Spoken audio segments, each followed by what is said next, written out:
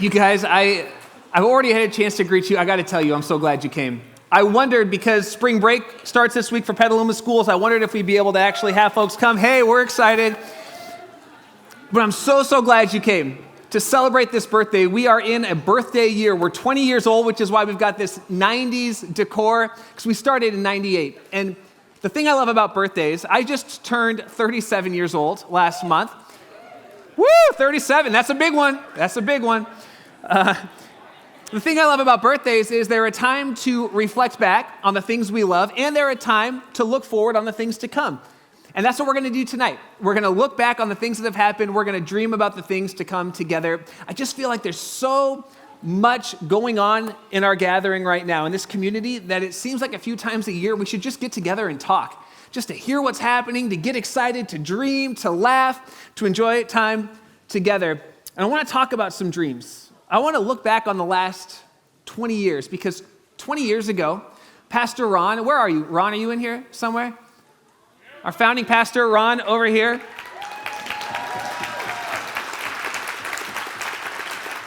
Just over 20 years ago, Pastor Ron and his wife, Monica, and a group of people got together, and they just started to dream. And they dreamed about this night. They dreamed about us. They dreamed about people coming together, sharing life, having fun, experiencing a fresh expression and awakening of their faith, and then impacting a community. I joined this church 17 years ago as a 21-year-old kid. I had bleached hair, I had gauged ears, I had a tongue ring, I had hair. It's migrated south at this point, but it used to be way up here. But when I joined the church, I was captured by a dream. And I joined our staff 10 and a half years ago. And I've been praying, and I've been hoping, and I've been dreaming about you. But here's the amazing thing. Thousands of years ago, before you were a glint in your mama's eye, thousands of years ago, Jesus started praying and dreaming and vision casting for you. Did you know this?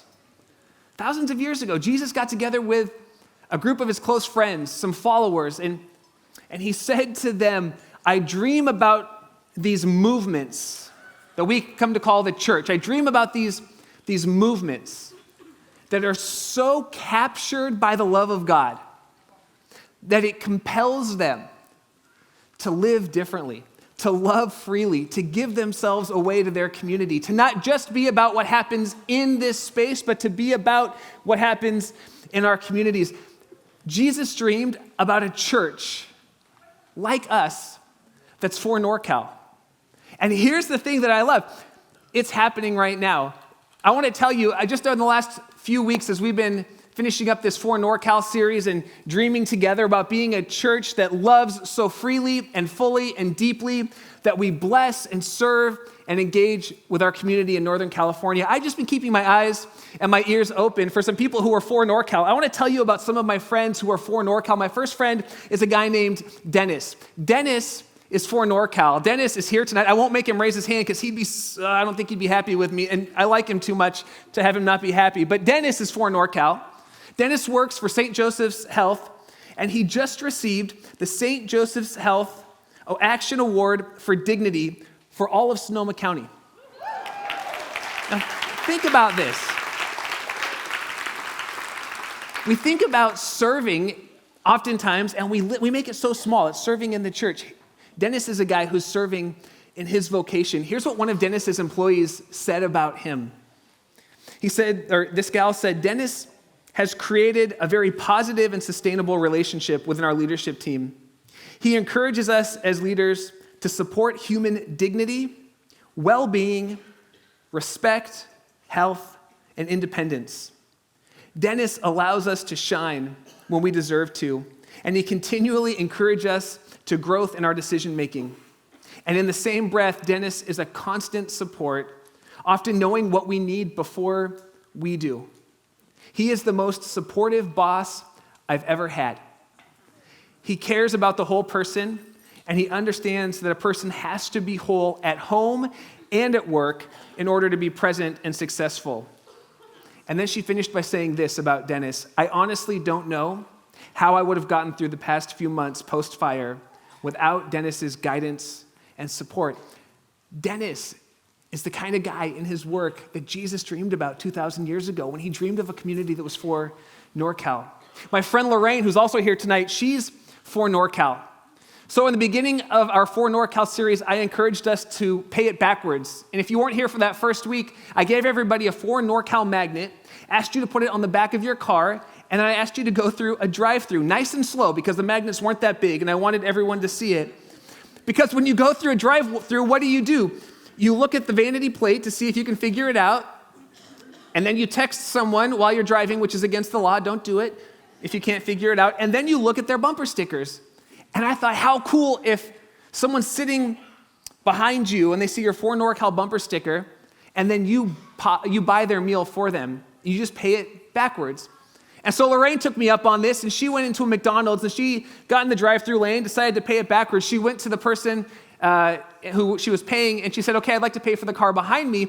And the person said, well, it's going to be $40. At which point she thought, well, I can't back out now. Like, oh, never mind, So she paid for her Happy Meal and for a $40 check at McDonald's. But Lorraine was so curious about who would be buying $40 at McDonald's that she pulled over and she waited for the car to come out. And she said, hey, I'm so happy to pay. Can you just tell me what on earth were you buying? And the person in the car said this: we're actually buying 40 hamburgers for underprivileged children throughout Sonoma County. And you just bought them a meal. Lorraine is for NorCal. My friend Tyler Richards is a 6th grade teacher who happens to be a New Lifer as well. And Tyler is for NorCal. On March the 2nd, it was my son Landon's birthday, and I was serving in his class, and it's also Dr. Seuss's birthday. And I heard that Mr. Richards dressed up like a Dr. Seuss character and if you know 6th graders, and convinced his entire 6th grade class to dress up like Dr. Seuss characters. And so I couldn't help myself. I totally busted into his room because that's what I do. And I started taking pictures. I'm sure the principal was like, who is this creep? He doesn't even have a visitor sticker. But I went in, and here's the thing about Mr. Richards. Mr. Richards is a guy who goes above and beyond to show kids that they can still be kids, and it's okay to have fun and imagination and spirit. Tyler Richards is for NorCal, and I love it. But it's not just Tyler. It's not just Lorraine. It's not just Dennis. You are for NorCal. When those fires broke out, and I know I talk about this a lot, but I could not be more proud. When those fires broke out, you flocked to this church because you knew that we'd be ready to serve and love our community. And we were. We had over 300 guests on our busiest night, probably more than that over the course of that week as we housed people, served them, and fed them, and loved them, and cared for them. And the world took notice. The largest leadership conference in the world is called the Global Leadership Summit. It's put on by Willow Creek, and we happen to be a site for them, a video site each year. They have about 500,000 people who watch their leadership conference each year. And they contacted us, and they asked if they could write an article about us. And they wrote an article about you, about the work you did in the fire. And I know what you're thinking. Listen, that's just what people do when they experience God's love in such a way that it's changing them and they want to serve and love their community. You're right, that is what people do, but it's not normal. And people took notice. That article went out, it was read around the world. People around the world were impacted by you because you were for NorCal, us, in Sonoma County. But it's not just people around the world. People right here are impacted by you. I want you to hear my friend Krista's story of her journey of coming to New Life. Would you welcome Krista to the stage?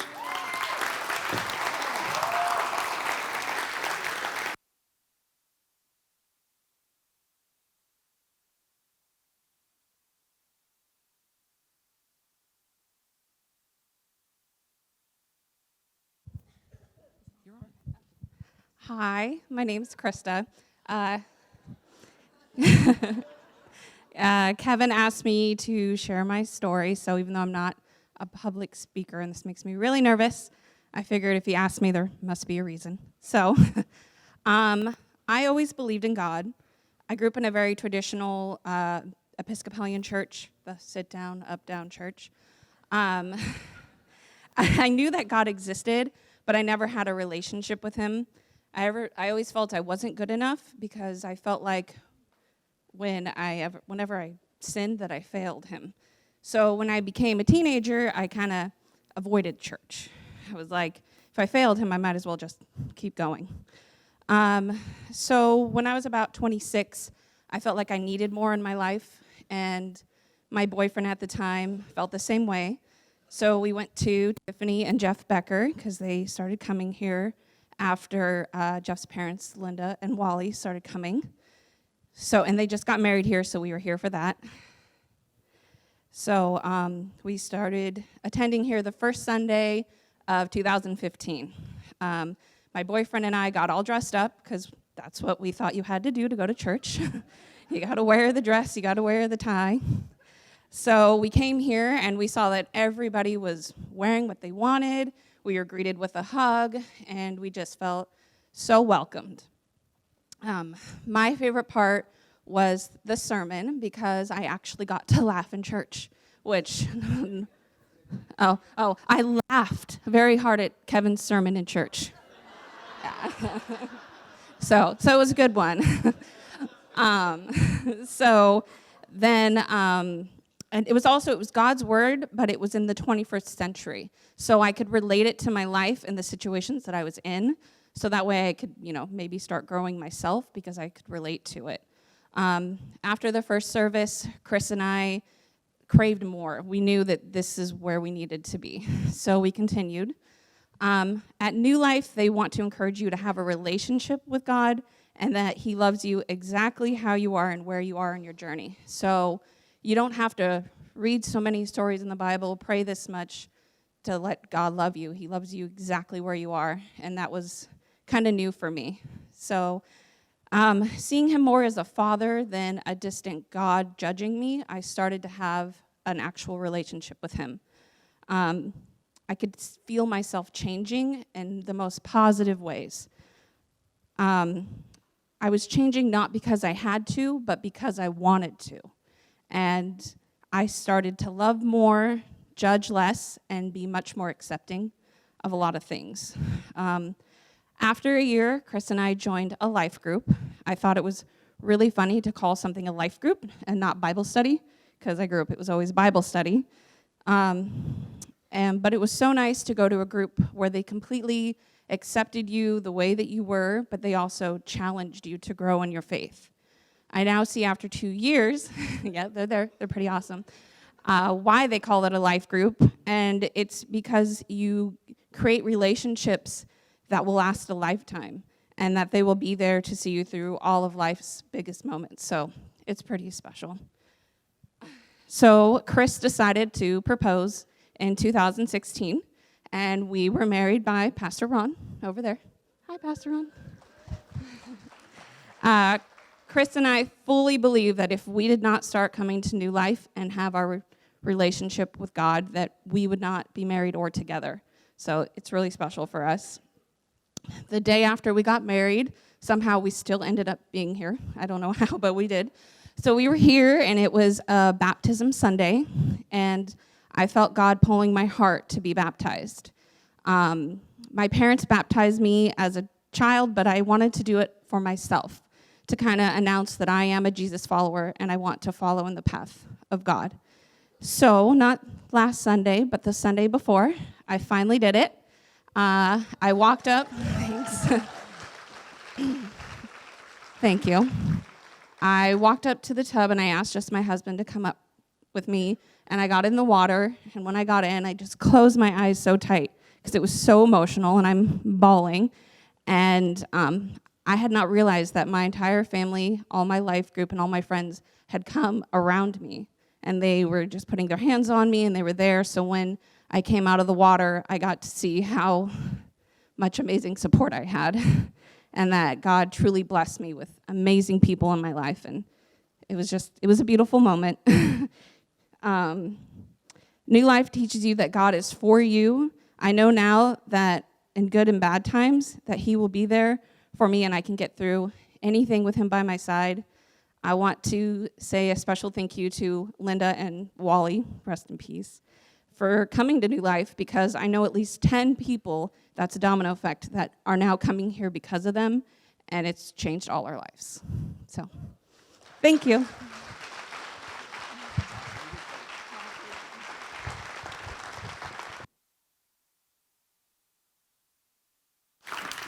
I love Krista's story. And the great thing is her story has been told over and over and over again, hundreds of times in the last 20 years.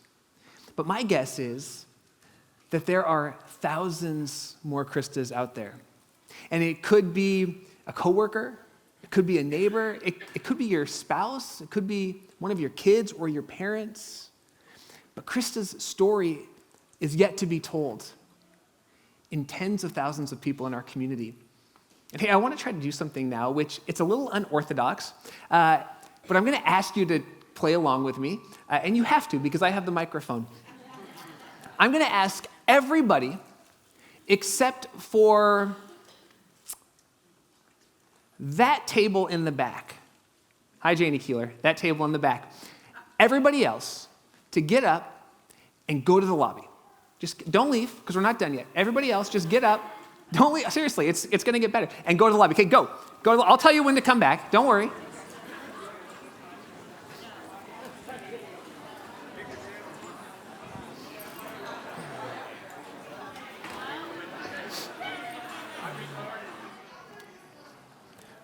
All right, you guys in the lobby, if you can hear me, you can come in. But when you come in, you have to check out the table of people who are sitting there. Don't walk past. If you need to grab another sandwich, now is a perfect time to do it. Walk back in, notice our friends at the table, and then grab your seat.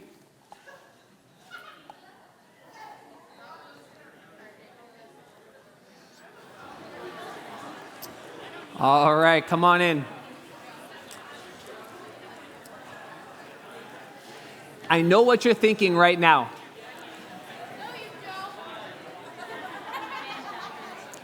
You're thinking you don't want to heckle me, Ben, because I have a microphone. Here's what you're thinking right now. You're thinking, why on earth did we just have to go stand in the lobby for 45 seconds just to turn around and come back in? It's a great question. I'm going to answer it in about 4 minutes. But before I do, just remember what it felt like out in the lobby. Remember what it felt like when you walked in to this huge room with 7 people sitting at a table. And then we'll talk. Because when Jesus dreamed about the church, he actually tells us what he dreams about. Some of his last words. And when you think about last words really matter. What words do you remember from someone's life? You remember their first words, which if they really love their dad, like my kids do, they say dada. That's what my kids said. And you remember their last words, because last words really matter. Some of Jesus' last words to us told us what he dreams about for this movement of people that we've come to call the local church. And he says it up on the screens. He says this in Matthew chapter 28. Therefore go, and the way that this word is translated in the original language, it means as you're going. So it's not some big thing. We all say ready, set, go and do this thing. It's as you're going, as you're Dennising at work, as you are Lorraining, as you pay it backwards, as you're Tyler Richardsing, who likes to sing on a swing, and that's all I can do for Dr. Seuss. As you're Tyler Richardsing, as you're going, make disciples. And that word disciple simply means give other people the opportunity to follow Jesus the way you are. The assumption is that we're experiencing something great, and we simply want other people to be able to experience it too. And Jesus breaks down how this works into 2 categories. He says, make disciples of all the nations, all people groups, everybody, baptizing them. That's like the front door. When people make that first decision from, I'm going to live on my own, by myself, for myself, to I'm going to live with Jesus, for Jesus, together in community, they reference that in the context of baptism, a new start, baptizing them in the name of the Father and the Son and the Holy Spirit, and teaching them to obey everything I've commanded. That's the part in the second part of the journey, where we learn how to live more like Jesus, how to engage with God on our own in a way that develops and grows our faith in the context of community. And Jesus makes a promise to a church that does this: I will be with you always, even to the very end of the age. Now, 70 years ago, on Sunday morning, everybody went to church. That's just what you did. You just went there. If a youth league decided to do sports on a Sunday morning, there would have been an uproar. You can't do that. It's church time. And so churches never had to think about the first part, that whole baptizing, that front door, because that's just what everyone did. They could focus on the second part. How do we help people really learn how to engage with God? And the prevailing model was simply this: give them more information. More information will change their lives. But times, they are a-changin'. I want to tell you about something that I call the puka shell phenomenon. And then I want to let you in on a little secret. How many of you remember puka shells? Anybody? Excellent. You're all very hip. Good. In the mid-90s, puka shells were the bomb. And the bomb was the bomb. Okay, that phrase was the bomb. I had puka shells in all shapes and sizes. I mean, they were amazing. Choker puka shells, What Would Jesus Do bracelet, I had it all. But the puka shells were awesome. But the puka shells went out of style in California in about 99, 98, 99. I wore it a little too long. Well, then I met and fell in love with my wife, Maria, in 2005. And then in 2006, I was visiting Illinois, meeting her siblings. She has 8 brothers and sisters, 4 older brothers. It was terrifying. And her younger brother, who was in high school at the time, was wearing a puka shell necklace in 2006. And then I met her brother's friends. And they were all wearing puka shell necklaces in 2006. And here's the puka shell phenomenon. Trends, and they could be fashion trends, they could be electronic trends, they could be faith trends. They always start at the coasts, and they move towards the center of our country. Puka shell necklaces are a great example. Fashion is a great example. California, New York, faith is a great example. Let me let you in on a little secret. When I had you all leave the room, there are roughly 250 of us here today. When I let you leave the room, and I kept 7 of us back there, that represents roughly 3% of the people here tonight. Now, I talk to us all the time about the fact that on any given Sunday, only about 3 to 6% of people in Sonoma County are regularly engaging with God through a church like this. 3%. Now, I say that to us on Sundays, but here's the problem with Sundays. There's hundreds of us in the room hearing it. And so we never think, well, that seems like a very small number, because this place is full of people we know. We see people at work. We see people's for NorCal magnets as we go around the road. But 3% of this room is 8 people.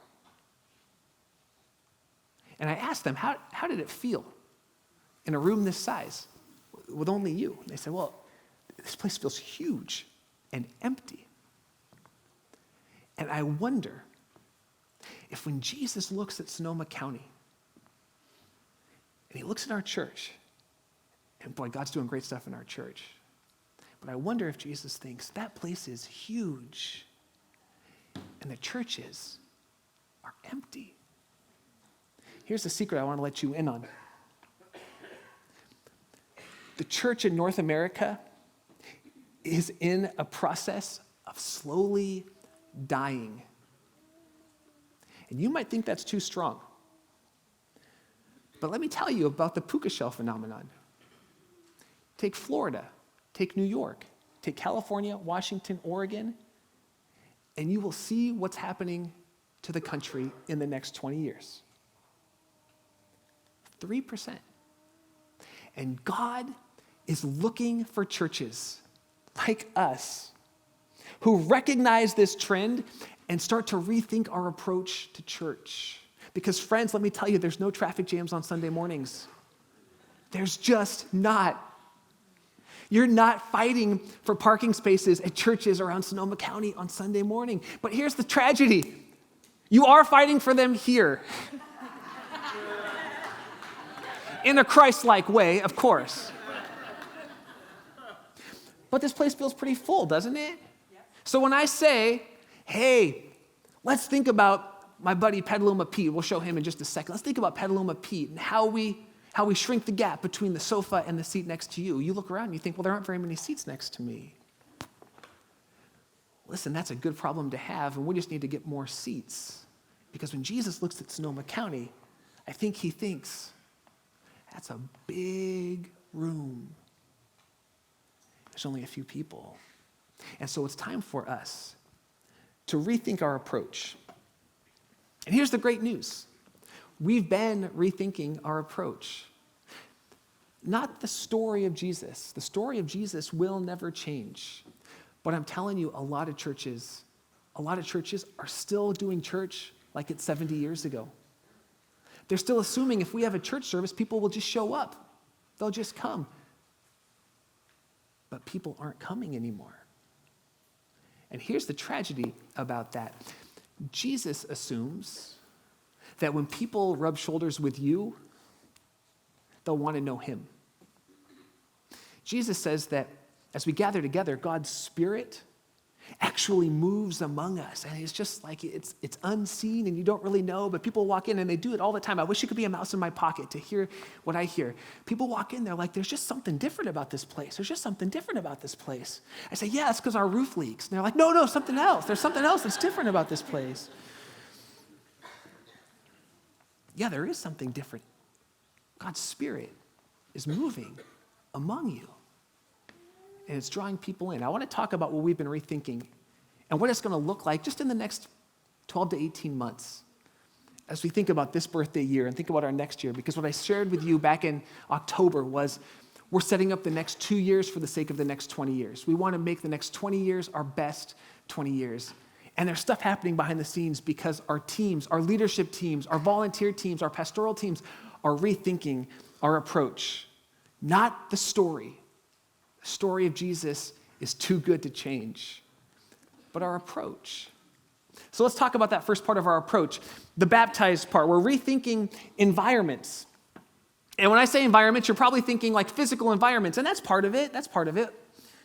Physical spaces, like honestly, not having a roof that leaks, no spontaneous baptisms because you're in an unlucky seat. Like that's part of it. Yeah, that's an environment. We're rethinking that. But it goes way beyond physical environment. We are going to be talking about physical environments because, let's be honest, we're not fighting with other churches for people on Sunday morning. We're fighting with the best that Sonoma County has to offer on Sunday morning. And so we need to think about what's it look like to take the best of this community, the best that we have, the best aesthetics and thought, and put it here. Because that's really what we're fighting against on Sunday mornings. We're thinking about physical environments, but we're also thinking about safe environments. What's one of the questions that parents ask when they come in? Is this a safe place? Is it a clean place? Is it a good place? We're thinking about that. We're thinking about emotionally intelligent environments. Man, the church for so long, and it just is what it is, because the church is full of people, and, we're kind of crazy sometimes. Pastors, we don't get into this because we're normal. Let's just be honest. You don't have to laugh, but you don't have to sigh either. But one of the things we realize is that emotional intelligence really matters. How you feel when you come in, what an engagement looks like. When you get involved into a ministry, what is that like for you as an individual, not just your output in the community? We're thinking about thoughtfully engaging environments. We're thinking consistently about the front door and people like Petaluma Pete. Remember, I showed you this guy in the very beginning of our series. Petaluma Pete He's an awesome guy. Listen, he looks great for his age. So if you're in your 40s or 50s, he's in his 40s or 50s. That's fine. I like to think of him in his mid-30s with his skinny jeans, looking all awesome. Petaluma Pete is not thinking about church on Sunday morning. He's thinking about a good book.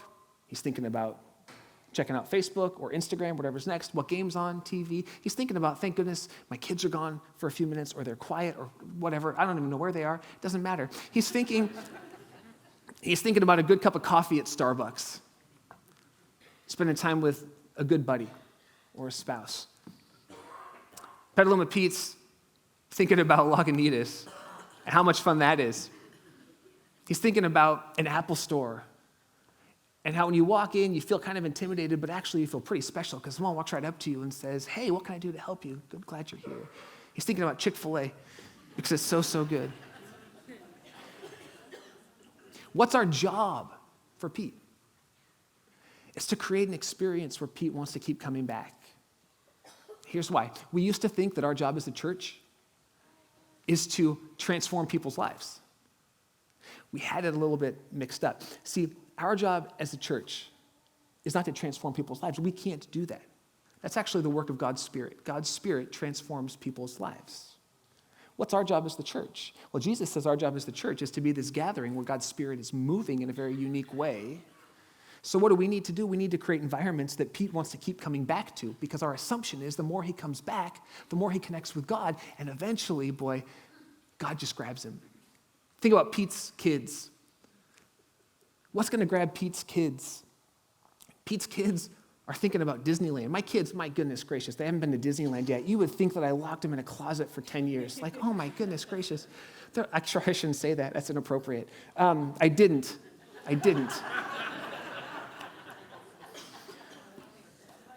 But I said to my kids, hey, what do you guys talk about? They're like, we talk about how all of our friends have cell phones in 4th grade. Hello. All of our friends have cell phones, and they've all been to Disneyland, Dad, and we haven't been to Disneyland, Dad. I'm like, yeah, because I'm smart. That's why I'm trying to save my money. Okay? We want to go to Disneyland. What are Petaluma's Pete's kids thinking about when they walk into church? What are they comparing us to? They're not comparing us to the church down the street. They're comparing us to Discovery Kingdom. They're comparing us to Rebounders. They're comparing us to Disneyland. What does it look like to engage Pete's kids in a way that they want to come back? Because we're pretty sure that the more they come back, we'll have an opportunity to influence and direct and guide. These are the kinds of questions we're asking. So over the next 2 years, we're really going to be looking at that front door, because the model from 70 years ago just isn't working anymore. People aren't just showing up on Sunday morning. We need to create irresistible environments, emotional environments, safe environments, physical environments that people are drawn to, and they want to come back and they want to bring a friend. I'm telling you, I think this is a pretty incredible place because you're pretty awesome people. But in the next 2 years, this is going to be the best place to bring a friend to. The best place. And I'm not talking about among churches. This is going to be the best place to bring a friend to if they want to know more about how to really care for their family. This is the best place to bring a friend to if they're empty nesters and they just want to know, like, what's next for me? This is going to be the best place to bring a friend to if they want to get involved in a social engagement thing in our community. If they want to make a difference in the community, bring them to New Life. We're a one-stop shop. It's going to be the best place. And we are going to be doing some physical stuff too. I just want to be clear. We're going to work on some of the physical stuff. We need to stop praying that it doesn't rain on Sundays. We got to fix the roof. We need to do some work in the lobby. Here's the cool news. We did this Engage initiative, and I'll talk about that in just a second. But we had 2 different people above and beyond our Engage initiative. So they gave to that generously. And then they gave an additional $62,000, and they said, would you just use it for environments? Just make this place the best it can be. So we're already a good step there. It's very exciting. The second part that we're rethinking is, how do we grow people's trust in Jesus? Like, what does that actually look like? Because I am so tired, you guys, of seeing people come into our church, find God, have their lives changed, plateau, and walk out the doors, thinking, well, it just wasn't for me. It breaks my heart. So we're trying to figure out, how do we help people grow their trust in Jesus? The model 70 years ago was just feed them more information, feed them more information. The problem is it goes counter to everything Jesus taught. It goes counter to what this guy Paul, who wrote the majority of the New Testament, who was a faith growth expert, taught. Paul talks about giving people more information like this. He says that is spoon feeding people. And he says, you know who you spoon feed? Babies. Babies get spoon fed.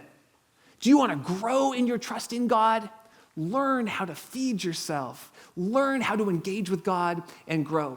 Which is why in January I started off with this teaching series, 5 things God uses to grow our faith, or 5 things God uses to grow our trust in Him. We talked about practical teaching, providential relationships, private spiritual practices, pivotal circumstances, personal ministry. If you missed this, go back to January, check it out. It was so, so good. But everything we're thinking about in terms of faith growth is going to be looked at through the lens of these 5 things. Where are these at work in our ministry teams? Where are these at work in your life? Where are these at work in our community? How are we giving you practical teaching? How are we helping you find relationships in the church, in groups, in ministry, in the community that are providential?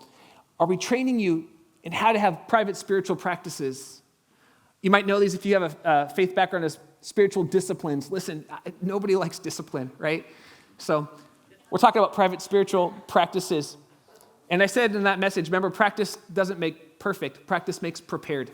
Spiritual practices make us prepared for every eventuality that comes in life. So when we have pivotal circumstances, we know where to turn. And how do we help people get involved in personal ministry? I'm so excited to look through the lenses of this to help our church grow. Because what happens with people in life, and it's not just our church, it's any church, which is why people church shop and hop and then end up hopping out.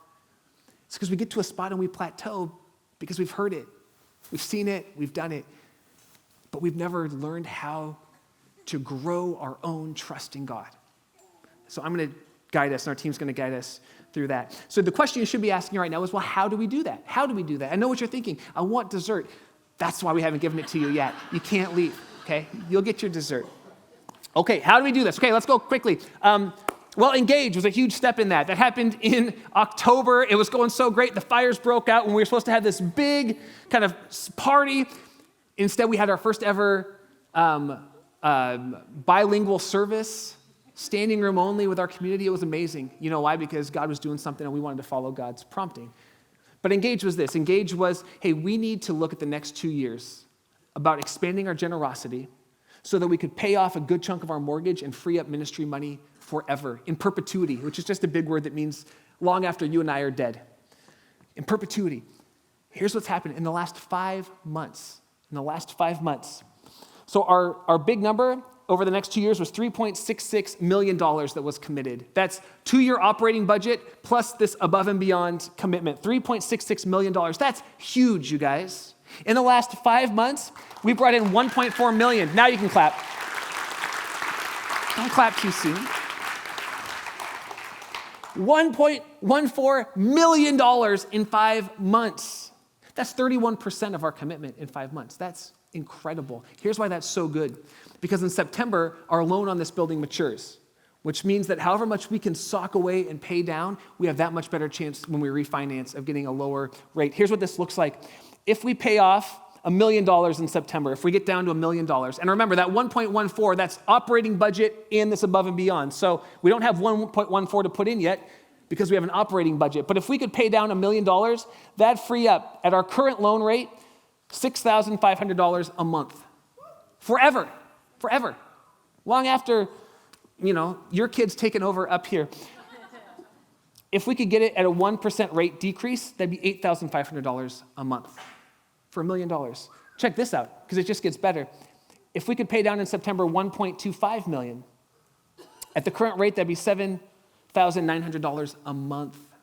Freed up for ministry. Freed up to love and serve and be for NorCal. If we could get a 1% decrease, which we're hoping rates drop. Rates are starting to do this. We're hoping they do that. I'm praying for that for your house. I'm praying for that for our church. It'd be $10,000 a month or $120,000 a year in direct ministry money forever. That's incredible, you guys. So we're already going a long way there. That's one of the things that we did so that we could start thinking differently about how to engage with our community. We had to free up the resource to do the ministry God has called us to do, and because of your generosity, we're doing it. Would you please keep being generous? Be the most generous people in Sonoma County like you already are. The other thing we're looking at right now is staffing. Don't put the slide up yet. Good job, Justin. Staffing. We're trying to staff strategically to reach people and develop people. And so I went off to Atlanta to a pastor's conference, and Angela, our executive pastor, was there with me as well. And we realized we need to realign our staff resources towards our vision. And we thought, okay, if we had 5 staff, where would we staff them? Realized we had some big holes. We came back, and I was going to talk to Pastor Ron because I had this crazy thought that Pastor Ron would be awesome at leading life groups, being a life groups pastor, because he's, pretty smart. And awesome. Hey, Ron, raise your hand again. Get a third shout out for the day. Ron, yeah. Everybody claps for Ron. That's great. But before I could talk to Ron about it, Ron actually came to me and said, Kevin, when I was sitting in my hot tub, awesome. When I was sitting in my hot tub, God spoke to me, and I really feel like God wants me to move into being the life groups pastor, like lead life groups, along with what I'm doing with Impact, which is our community outreach component. So Ron, pretty quick here, is going to be moving into the life groups role. So excited about that. That's so exciting. Yeah, that's awesome. Let me tell you another staffing change that's imminent. Our executive pastor, Angela, by necessity, has been overseeing our family ministries and our youth ministry for the last year and a half, just a year, on top of her other jobs, just a year. And as she was praying, God's been stirring her in that role. So one of the things we're going to do is we're going to resource the executive part of her job. It's going to be moving over to me. Pray for all of us. It's going to be moving over to me. And we're going to free Angela up to build the dream that we've had for family ministries since we started this church 20 years ago. I mean, she is such a team builder. She's such a leader. She's such an incredible developer, and we have so much to do in our birth through high school ministries, and she's going to have teams under her. It's going to be incredible. But here's the cool thing. Yeah.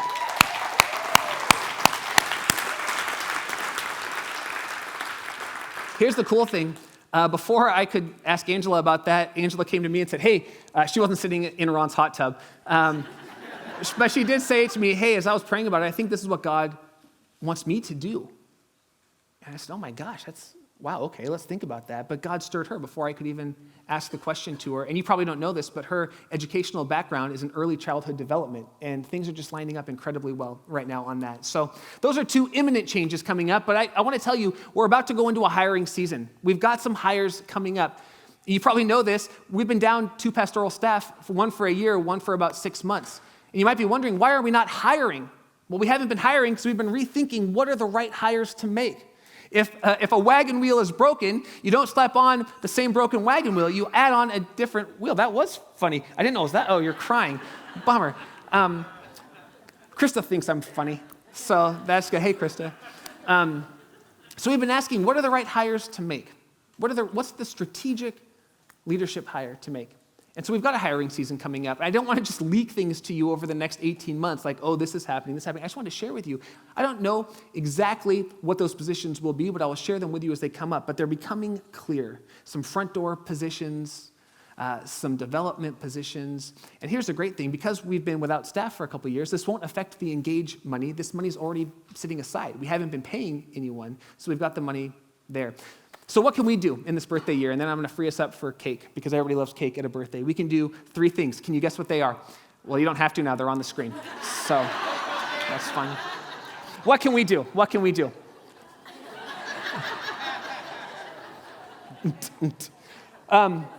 Pray. You can pray. You can pray, okay? I know I said 112, pray each day, 112 for the 112,000 people, super catchy. I realize unless you're a pastor, that's a super bad time to pray, okay? I get it. Here's how I know, because y'all are shutting off your alarms. That's cool. Listen, let's just talk about the elephant in the room for a second. If you shut off your alarm, that's fine. No big deal, I ain't mad at you. But can I ask you, set your alarm for a different time. I don't care what time. Set it for 5:12. Set it for, I don't care. Would you pray every day? Would you just pray? Would you commit to setting your alarm and praying? I don't care if it's at 1:12. I pray at 1:12 because I'm a pastor. This is what I get to do. I get paid. It's like, oh, I'm making money right now, okay? It's what happens when I preach at night. Well, we don't have a night service anymore. Would you pray? But beyond that, pray for God to reach our community. You guys, he looks at Sonoma County and says, that's a big room and only a few people. Pray for Sonoma County. Let God break your heart a little bit for your neighbors and your coworkers, your kids. Let God break your heart. And then fully engage with him. Prayer is about engaging with God. Engage with this process God's got us on. And then go.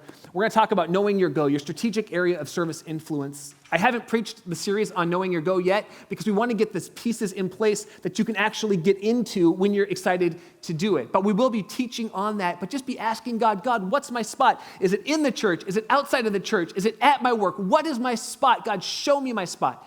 And then live your give. Continue to be generous. Can I just ask you, continue to be generous? Give to what God is doing. I think we'll be able to pay off $1.25 million in September. I think we can. I got a pretty good feeling. But what if we paid off $1.5 million? What if we paid off $2 million? Like, what if God used us to cut our mortgage almost in half? Think about the ongoing ministry money we would free up. So can I ask you, just continue to give at the level God has called you to. And if God gives you the space, would you speed up your timeline? Give more and quicker. That'd be awesome. That'd be awesome. And then the last thing is this. I'm not asking you to do it yet, although yes, I am. But you're really going to want to do it later. Would you invite? Invite. This place is going to be the best place to invite a friend in the next 18 months. I'm not just talking about church. I'm talking about in general, in Sonoma County. Just invite your friends to come. It's going to be a safe spot. They're going to hear about Jesus. They're going to hear in a way that transforms lives. Their kids are going to love it. It's just going to be incredible. But people aren't knocking down the doors unless someone invites them. And guess what? You and I, we're someone. What if God used us to be a church that transforms Sonoma County because we are for God and we are for NorCal? It'd be incredible. Hey, I'm going to pray, then I'm going to be done. And you don't have to clap for me like you clap for Ron every time, but if you wanted to, I wouldn't fight it. Okay?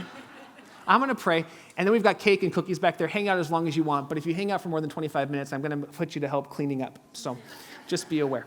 Let's pray.